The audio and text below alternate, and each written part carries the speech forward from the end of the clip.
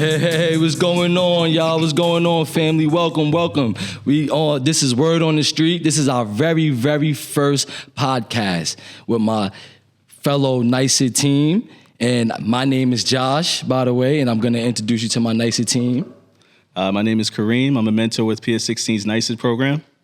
And my name is Emily. I'm a mentor and social worker with PS16's NYSUT program. Thank you for coming. This is our very first podcast. And if you don't know what NYSUT is, we are basically a community-based school where we are in a bunch of schools through Staten Island and one in the Bronx. And we also have, we do Food pantries. We help with attendance with kids in school. We make sure that they're in school every day. And if not, we go door-to-door service. We will come knocking. We have social workers on deck. Like we here. We do everything. We help the school. We're definitely that extra help that the school needs. And that's what that's what we're here to do. We're here for the kids. We're here for the community and parents and everybody else. So this is our very first podcast. Brand new. Mm-hmm. We're starting at it. We got Adam on the ones and twos. Shout out to him on the camera and the edits. Mr. Producer. Yes, sir. And we're going to get right to it. So this is our back to school podcast, right? So remember how when we was kids and what was that feeling that you had when you was getting ready, when you knew school was coming up and it was back, the very first day? What you do? How did you prepare yourself? I think I'll go first. Yeah, my first thing was getting my clothes ready from the night before. Got everything ironed out. That's a fact. Fresh, ready to go. Just excited to see all your friends.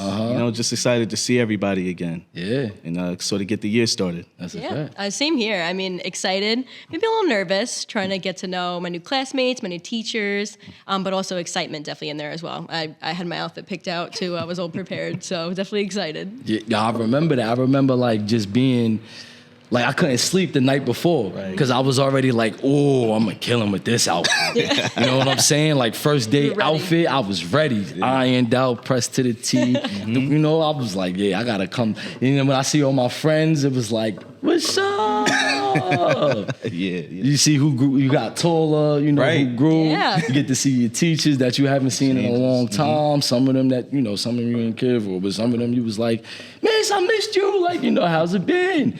Even if you didn't go to summer camp, Speaking of summer, how was your summer this past summer? Oh, man, mine was great. I got to take my family away. We got to spend time together. We went to Virginia, Florida.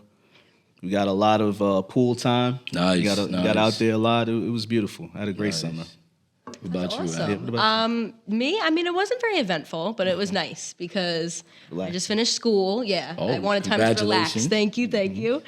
So after going to school forever, I wanted a little time to relax. Mm-hmm, so went to the beach. That was really nice. I got to spend time with my friends and family, and just catch up on some well-needed self-care. Yeah. I get that. Same for me on my end. When I was we had some time off. Because we had our little Mondays and Fridays, so it extended my weekend, and I did a whole bunch of stuff with the family, man. That's what I really enjoyed most about the summer. What were some high and low points of your summer this year? Well, me and Josh over here, we worked the Summer Rising program, so that's what he was talking about. Yes, sir. Sometimes we had a couple of days off during the week. The highs, let me see. I think getting to spend time with the kids, getting the time to de-stress.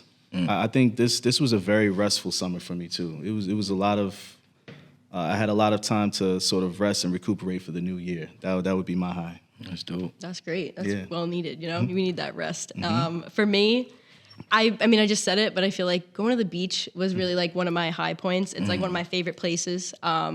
And it's something I really look forward to every year during the summer. So I tried to do that, didn't really work out once a week, but I tried to do it once a week.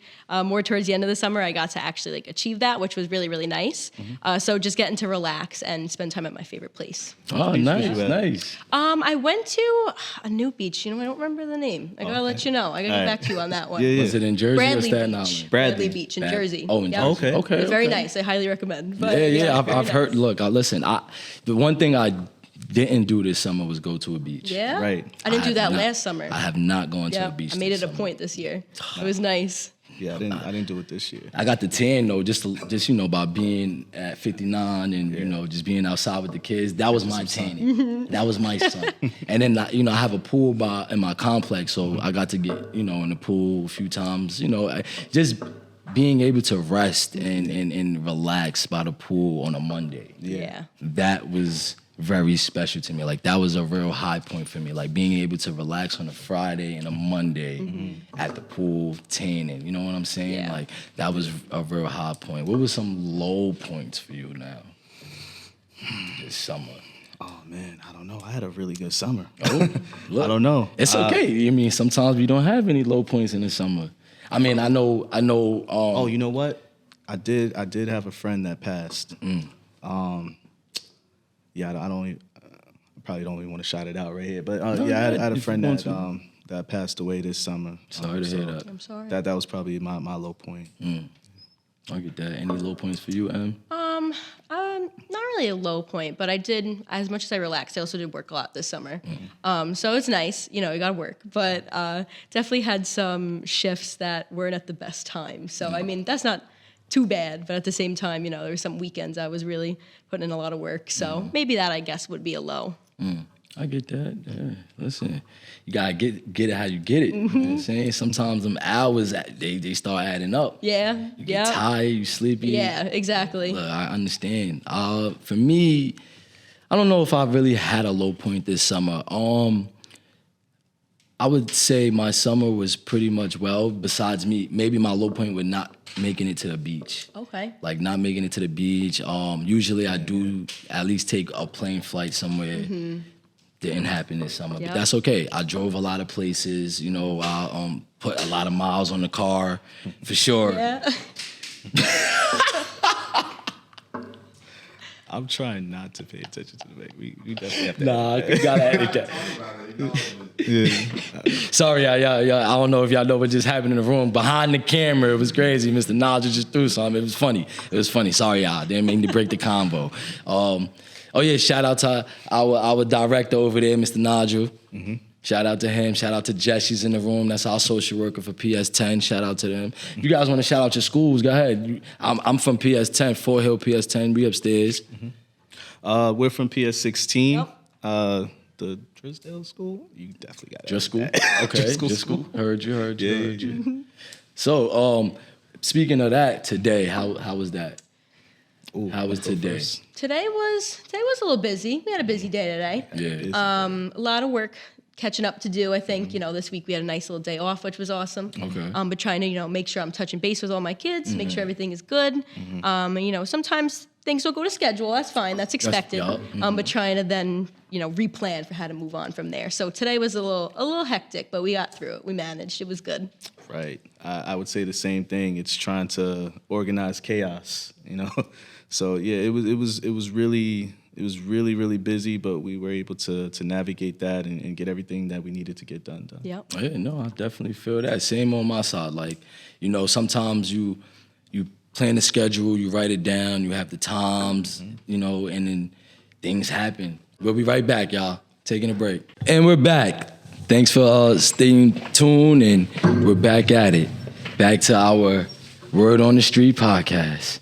Anyways, Emily, you did mention about you being nervous. I know you're new to our staff and you're new to NYSIT. So explain more. Yeah, so I am new this year, which was an interesting experience because it's, like I said before, right? Starting school when you're a kid, I kind of felt the same way now. Nervous and excited because, this is what I love to do. I love social work.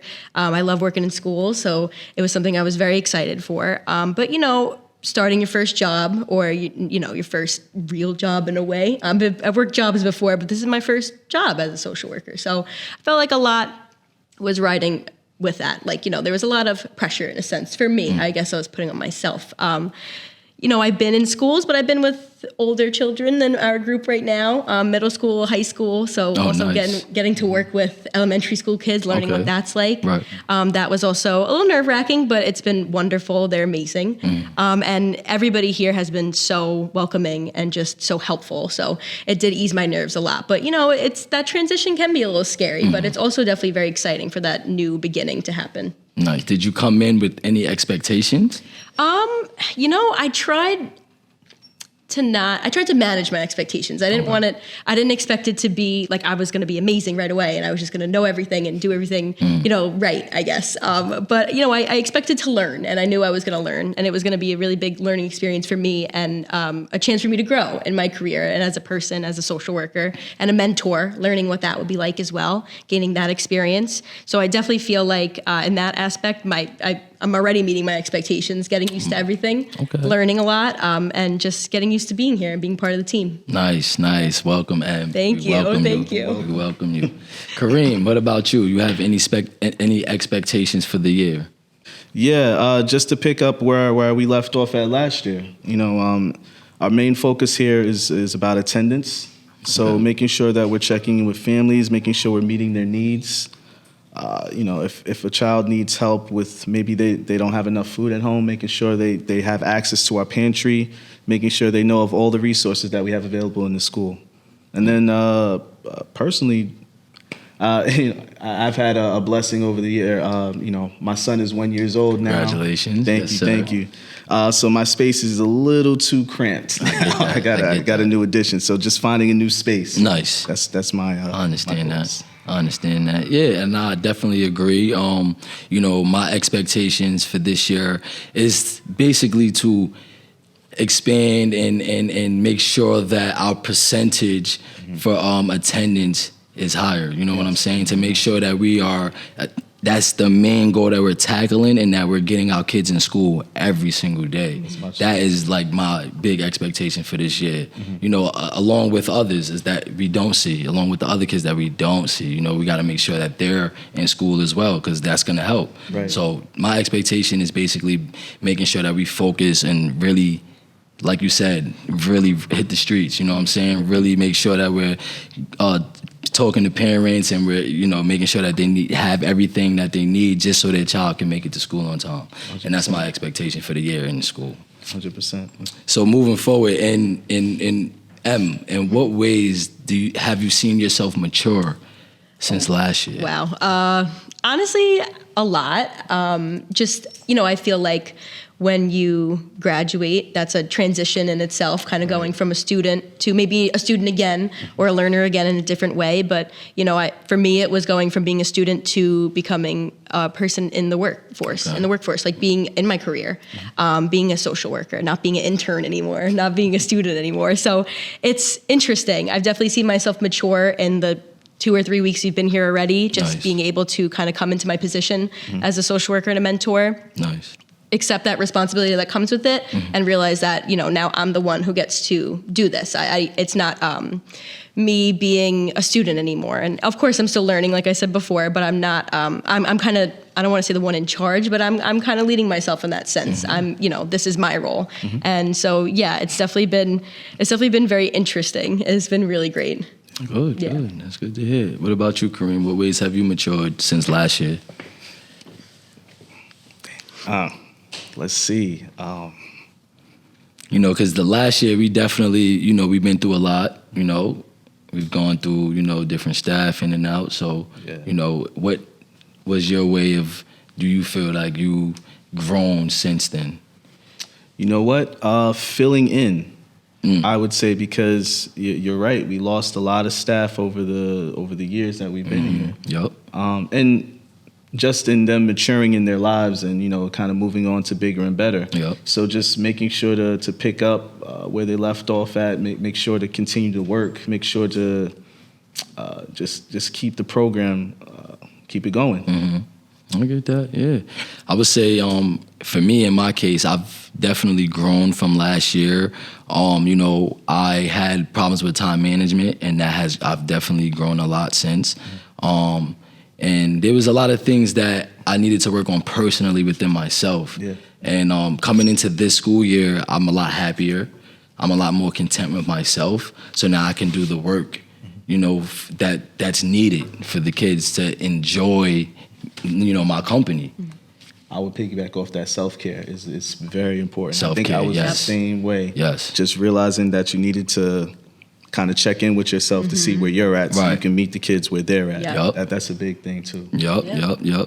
And just the transitions, like certain transitions can, you know, set you the wrong way. Right. Just how you wake up in the morning. Yeah. You know what I'm saying? And one thing that stuck with me that Mr. Nadra had mentioned over the summer was like, you know, we tell our kids to come in every day and show up every day, right? So we have to do the same thing. Yeah.